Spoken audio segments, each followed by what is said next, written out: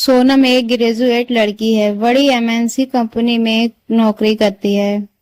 Job के दौरान उसे प्यार हो जाता है। मानव उसी कंपनी में काम करता है। ऑफिस में दोनों की पहली कुछ मुलाकातों में प्यार हो जाता है और लगभग 1 साल की डेटिंग के बाद ही दोनों शादी करने का फैसला भी ले लेते हैं।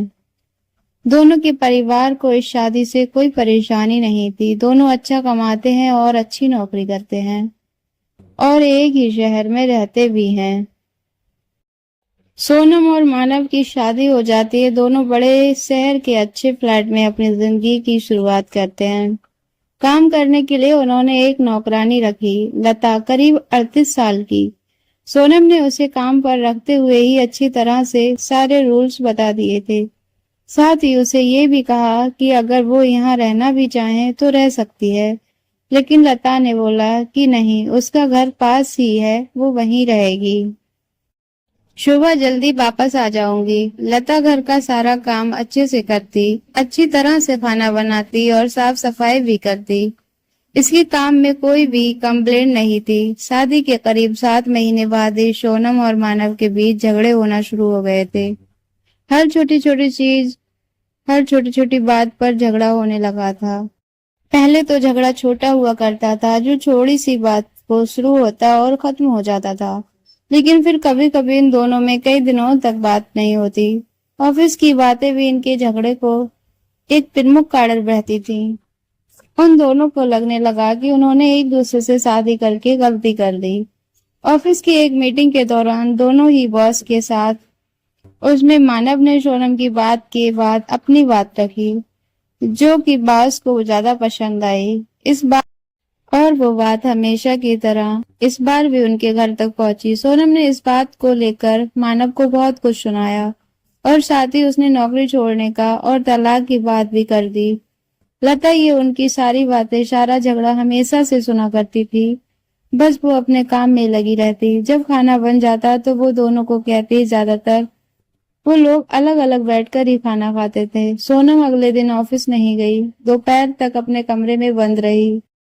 लता ने मैडम का दरवाजा भी नहीं खटखटाया। उसे अच्छी तरह पता था कि अभी वो कुछ भी नहीं चाहती। दोपहर के बाद सोनम अपने कमरे का दरवाजा खोलकर बाहर आई। लता किचन साफ करके अपने घर जा रही थी। उसके हाथ में उसका एक छोटा सा झोला था। सोनम बाहर आते ही लता को चाय के लिए कहती है। लता चाय बनाने लग जाती है। सोनम का मूड ठीक नहीं है। सोनम किचन में लता के पास जाती है। लता उसे खाना क्यों पूछती है। सोनम बोलती है, नहीं अभी नहीं, सिर्फ चाय दो। सोनम लता को पूछती है, तुमने खाना खाया। लता, नहीं मैडम, मैं खाना ले लिया है, मैं घर जाकर खाऊंगी। लता थोड़ी देर रुक कर फिर कहती है, मैडम एक ही खाना ले जाती हूँ, सिर्फ मेरा बांध कर ज्यादा नहीं ले जाती, आप देख सकती हैं। इतना कहकर लता अपना झोला खोलकर दिखाने लगती है।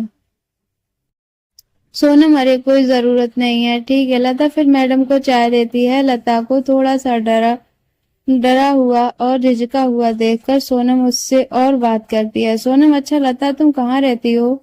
मैडम, यहीं थोड़ी दूर पर ही मेरा घर है। सोनम, तुम्हारे पति क्या करते हैं। लता, वो कुछ भी नहीं करते मैडम, वो अभी कुछ कर नहीं सकते। लता थोड़ा रुकती है और पलक झपक कर कहती है, उनको लकवा आया है, उनका बायां शरीर काम नहीं करता, ठीक से बोल भी नहीं पाते। सोनम, अरे तुमने कभी बताया नहीं, फिर घर, दवाई, ये सब तुम ही संभालती हो। लता, हाँ मैडम, 2 बच्चों की पढ़ाई छोटे स्कूल में है, लेकिन मैं चाहती हूँ कि वो पढ़ाई करें। हमेशा से मेरी उनके खाने के बाद खाने की आदत है, इसीलिए पहले उनको खिलाऊंगी फिर मैं खाती हूँ, इसलिए सुबह शाम का खाना ले जाती हूँ। सोनम लता की बातें सुनकर हैरान। उसे पता नहीं था कि लता इतनी साहसी है और कभी भी उसने अपने चेहरे या काम से ये लगने नहीं दिया। लता फिर कहती है, मैडम मैं आपसे कुछ कहना चाहती हूँ, आप बुरा ना मानो तो। सोनम ने तुरंत ही जवाब दिया, हाँ कहो ना प्लीज। मैडम, अभी हमारे पास जो होता है हमें उसकी कद्र नहीं होती। समय कैसे बदल जाता है पता भी नहीं चलता है। अब मैं सिर्फ चाहती हूँ कि मेरे पति ठीक हो जाएं। अभी तक मेहनत में से मुझे कुछ परेशानी नहीं है, लेकिन अभी मेरी सिर्फ एक ही इच्छा है कि वो बस ठीक हो जाएं। मुझसे फिर वैसे ही बात करें, वैसे ही अपने पैरों पर ठीक से चल सकें, बच्चों को गले लगा सकें, बाकी कुछ भी नहीं चाहिए। लता अपनी बात ठीक से समझा नहीं पा रही थी, लेकिन सोनम समझ रही थी कि वो क्या कहना चाहती है। उसकी बातें सुनकर सोनम को रोना आ गया। उसने लता का हाथ पकड़ा और कहा कि कभी भी तुम्हें लगे कि कुछ जरूरत है तो बेझिझक मुझसे बोलना। लता ने हाँ में सर हिलाया। कभी कभी जो बड़े बड़े लोग हमें नहीं सिखा सकते वो जिंदगी सिखा देती है। सोनम की आंखों पर लगा पर्दा जैसे हट गया। उसे समझ आया कि उसके पास भगवान के दिया बहुत कुछ है। पल भर में ही जैसे सारी नाराजगी गुस्सा न जाने कहाँ चला गया। जिस पति का वो मुंह भी नहीं देखना चाहती थी, अब उसके आने का इंतजार करने लगी।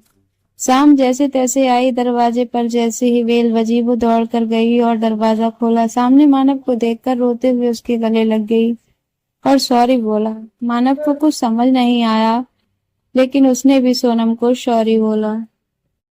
तो दोस्तों, इस कहानी से आपको बहुत कुछ सीखने को मिला होगा। आपकी इस कहानी के बारे में क्या राय है, कमेंट कर जरूर बताएं और वीडियो को लाइक करें। अभी तक दोस्तों में शेयर नहीं किया है तो वीडियो को शेयर करें, चैनल को सब्सक्राइब करें। मिलते हैं नेक्स्ट वीडियो में, तब तक के लिए अपना ख्याल रखिए। Thanks for watching.